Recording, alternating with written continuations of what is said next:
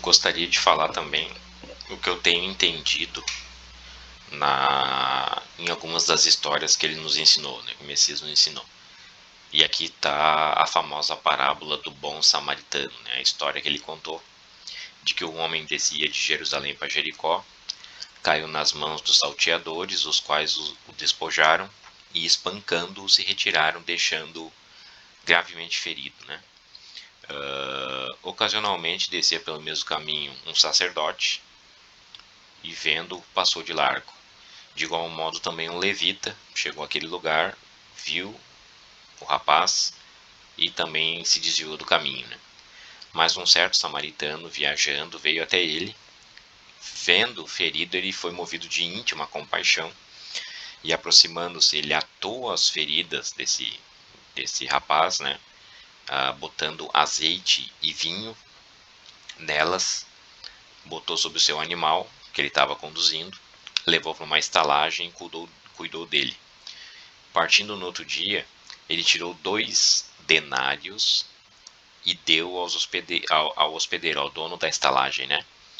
E recomendou ao hospedeiro que cuidasse dele, e tudo quanto mais ele fosse gastar com os cuidados daquele cidadão, ele pagaria quando voltasse, né?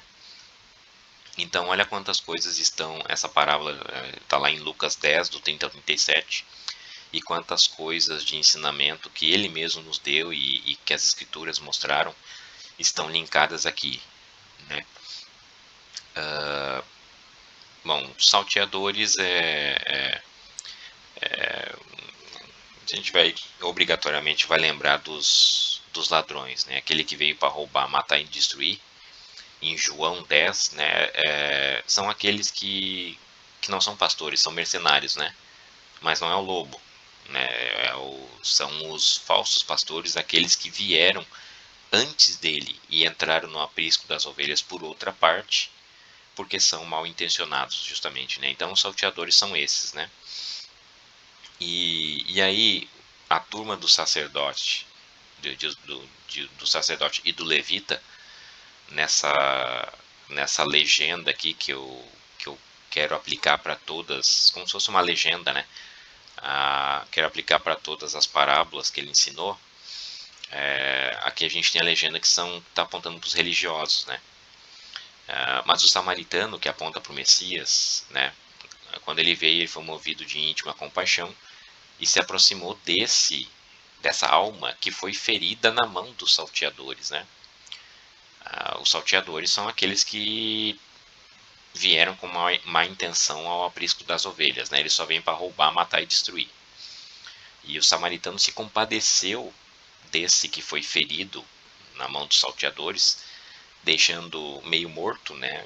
Ou seja, ele estava afastado da condição viva que o Espírito nos dá, que é o Espírito que nos vivifica, ao mesmo tempo que tem muitos que estão mortos na letra fria da lei, nas práticas ritualísticas, físicas, né?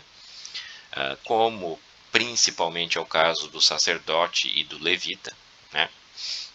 Mas o samaritano chegou, foi movido de íntima compaixão, e quando está dito que ele atou as feridas desse homem, a gente é obrigado a fazer a referência das brechas no templo, né, que os livros de reis lá demonstram, né, apontam que os sacerdotes estavam pedindo dinheiro sob a ordem de um dos reis de Israel, fazendo uma coleta em dinheiro para que fossem reparadas as brechas do templo, o templo físico, naquele caso lá, né, era o templo de pedra mesmo, e as brechas eram brechas físicas mesmo, eram fendas na alvenaria do templo. E eles fizeram essa coleta, e durante 23 anos eles não reformaram, não repararam nada. Eles apenas estavam enfiando o dinheiro no bolso e não fazendo nada. Foi aí que eles foram denunciados pelo povo, e o rei de Israel naquela altura ordenou que eles parassem de fazer isso, né, de coletar dinheiro. Qualquer semelhança com o que existe ainda hoje não é mera coincidência. Então o que o samaritano fez ali? ele fez o que o sacerdote não faz, né? Que é reparar as brechas do templo. O templo é o nosso corpo, é a nossa integridade como morada do Altíssimo, né? Se ele tem brechas, isso significa lepra, né? Significa que a integridade do corpo foi ultrajada, né? Ela está com brechas, ela está com falhas, né? Que é a ideia, é exatamente a ideia da lepra, né? Que representa os nossos pecados, né? As nossas falhas. Mas olha só, o que ele reparou foram brechas causadas pelos salteadores. Ele teve que reparar isso. Os autores foram os salteadores. Como é que ele reparou, atou as feridas, né? Ele deitou azeite e vinho. O azeite é um símbolo bem claro, já conhecido da unção com entendimento das coisas do Criador, né? Tanto é que serve para afastar parasitas da cabeça das ovelhas, né? E quem faz isso é justamente o pastor, né? E o vinho representa, nesse caso, representa o novo pacto, né? Porque a gente teve uma mudança dos odres, né? Com a vinda do Messias, né? Então, o vinho novo substitui o velho, né? Então, o vinho velho, como o pacto antigo caducou e ele entrou, como o vinho físico mesmo, ele entrou em contato com o ar, né? Que é o espírito, o entendimento trazido pelo Messias, e com a luz do mundo, né? O que vai acontecer? Ele vai oxidar e vai virar vinagre, né? Que eu entendo que é o sinal justamente que ele fez antes de declarar que que estava consumado, né? A antiga aliança estava consumada, todas as coisas foram cumpridas, consumadas, e a partir dali, já que ele era o nosso novo testador, quando o testador entregou o espírito dele na cruz, a partir dali, diferente da marcação na Bíblia impressa romana, que está ali, né, com zíper, a nova aliança começa a partir da morte do Messias no madeiro, porque só com a morte do testador é que o testamento novo passa a ter validade. E justamente o último ato foi beber do vinagre, né?